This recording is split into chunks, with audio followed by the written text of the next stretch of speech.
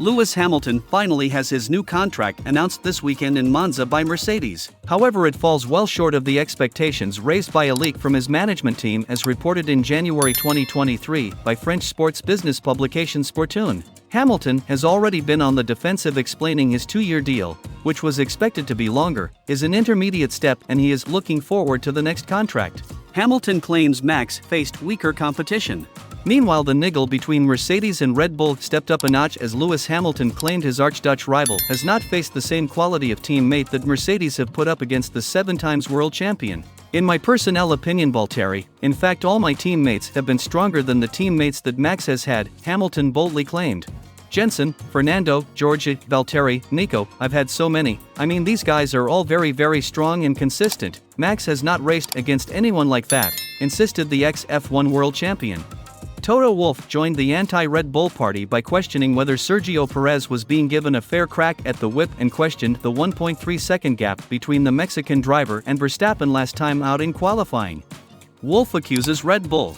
Checo's not an idiot, observed the Mercedes boss. We have seen in all these years Checo is a Grand Prix winner, multiple Grand Prix winner, and he was at Racing Point, so I cannot comprehend. We've seen that Max has destroyed every single teammate that was with him, whether it's his ability to create a car around himself, that is just very tricky to control, but fast if you can, and that creates those gaps. But I haven't heard any obvious explanations, but yeah, odd. Wolff believes Red Bull have designed a car around Verstappen, which explains the disparity between him and his teammates' performance. Max Verstappen responded angrily, calling the Mercedes boss comments bullshit, admitting the RB19 had been difficult to learn to drive to its full potential. Horner mocks Toto's lack of understanding. Now Christian Horner joins his star driving and accuses Toto Wolff of failing to understand how a race car is developed. Well, I think I completely agree with Max, the Red Bull chief said. It shows a total lack of understanding of how a race car and team develop if Toto thinks that we're developing a car around a single driver.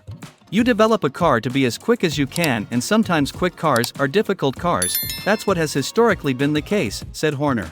In potential dig at Sergio Perez, who again crashed his RB19 at the high-speed Parabolica final turn in Monza Free Practice 2. Horner agreed that Verstappen had been forced to relearn how to drive this year's car and has proven his outstanding skills behind the wheel.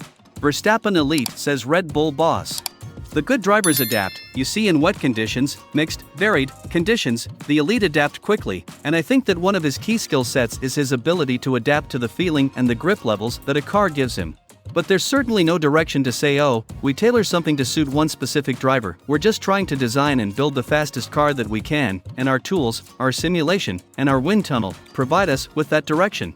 Verstappen confirmed he does not instruct the technical design team to build him a car with specific characteristics, but rather adapts the car he's given to perform in the way he likes to drive.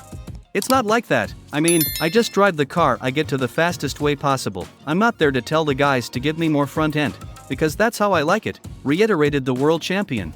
I'll just say design me the fastest car, and I'll drive around that. Every single year it's just different. Every car drives a little bit different. People will say, what is your driving style?